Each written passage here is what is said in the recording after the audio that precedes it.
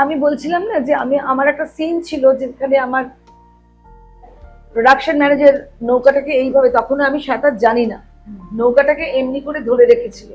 নৌকা মানে ওই সিনটা হচ্ছে ওই মেয়েটি যখন মন খারাপ লাগে তখন সে নৌকা করে যায়, নৌকা চালায়। এই একটা ওর একটা সাইকোলজিক্যাল প্রবলেম। তো আমি তো আমি নৌকা চালাবো, দূর থেকে একটা লোক দড়ি ধরে টানছে আর একজন নৌকাটাকে ঠিক করে রেখেছে, আর এই দিকে শাপলা বা কিছু ওর পা তো জড়িয়ে যেতে পারত। আপনি সাঁতারও জানেন? ওর যে আমাকে যে ধরে আছে, আচ্ছা, তা আমি উল্টে পড়ে যেতে পারতাম। এরকম বহু হয়েছে।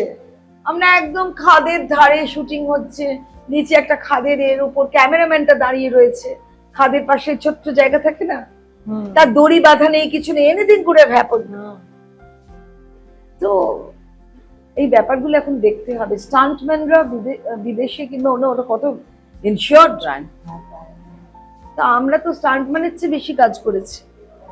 আমি আর তাপস মালা একটা সিন ছিল এরকম করে গ্লাস ব্রেক ওপেন করে যাওয়া, লাস্ট মোমেন্টে আমার কি যেন মনে হলো যে এটা আমার করা উচিত না। লাস্ট মোমেন্টে গ্লাস ব্রেক, তাপস বললো তুমি করছো না তাহলে আমিও করবো না। তা আমরা দুজনেই করলাম না, তো ওরা করলো যারা স্টান্টম্যান। পেছনে স্টান্টম্যানের লোকটা কিন্তু পড়ে গেল, মানে আমার যে জায়গাটা, সে আমার মানে আমার মতো চুল পরে নিল, আমার শাড়ির মতো একটা শাড়ি পরে নিল।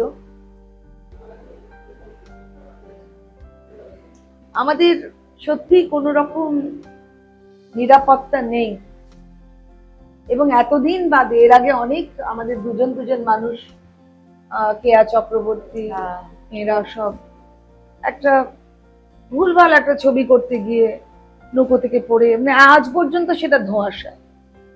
কি করে হলো?